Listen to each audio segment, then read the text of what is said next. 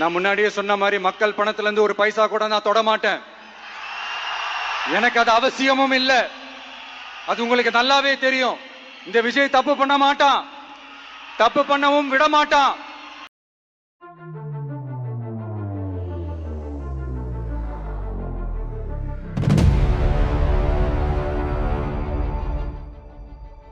முதலமைச்சர் ஜோசப் விஜய் அவர்களே, தமிழ்நாட்டு மக்களுக்கு கல்வி மற்றும் மருத்துவம் ஆகிய இரண்டும் கண்களை போன்றது. சாதாரண மக்கள் முதல் பணக்காரர்கள் வரை மாதத்தில் ஒரு குறிப்பிட்ட தொகையை மருத்துவத்திற்காக செலவிடுகின்றனர்.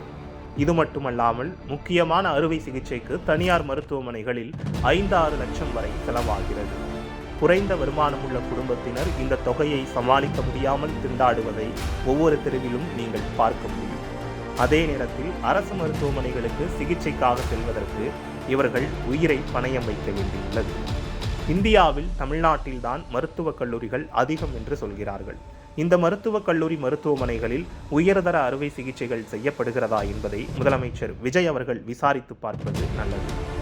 அரசு மருத்துவமனைகளில் தரமான உயிர்காக்கும் சிகிச்சைகள் கிடைப்பது உண்மையாக இருக்கும் பட்சத்தில் தங்கள் அமைச்சர்கள், சட்டமன்ற உறுப்பினர்கள் ஆகியோரை அந்த மருத்துவக் கல்லூரி மருத்துவமனைகளுக்கு சென்று சிகிச்சை எடுத்துக்கொள்ள சொல்லுங்கள்.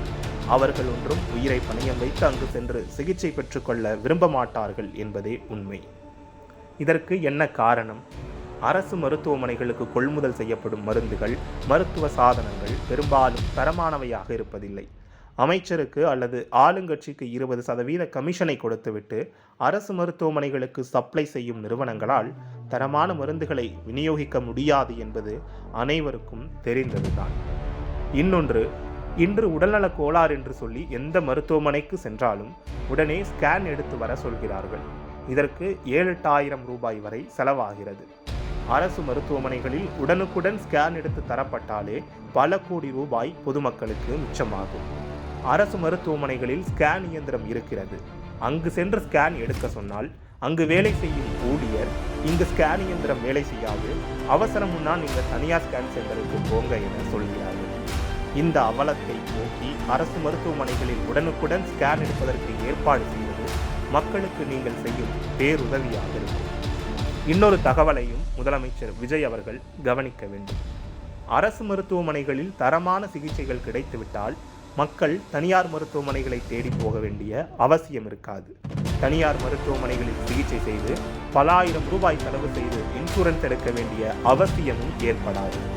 அரசுக்கும் மருத்துவ இன்சூரன்ஸுக்காக பல 100 கோடி ரூபாய் செலவு செய்ய வேண்டிய அவசியமும் இருக்காது. மருத்துவ இன்சூரன்ஸ் என்பது பெரிய நலத்திட்டம் போல தோன்றலாம். ஆனால் இது முழுக்க தனியார் மருத்துவமனைகள் சம்பாதிப்பதற்காக கொண்டு வரப்பட்ட திட்டமாகும். டாக்டர்கள் மற்றும் நர்ஸ்கள் நியமனத்தில் நிலவும் ஊழலையும் நீங்கள் அறிந்து கொள்ள வேண்டும். அவர்களின் இடமாறுதலிலும் பல கோடி ரூபாய் கைமாறி கொண்டிருக்கிறது. இதனை தடுத்தாலும் மருத்துவர்கள் முழு மனதுடன் சிகிச்சை செய்வதற்கு முன் வருவார்கள். எனவே அரசு மருத்துவமனைகளில் நிலவும் ஊழல்களை போக்கி தரமான சிகிச்சை கிடைப்பதை உறுதி செய்து மக்களை காப்பாற்றுங்கள் விஜய் அவர்களே.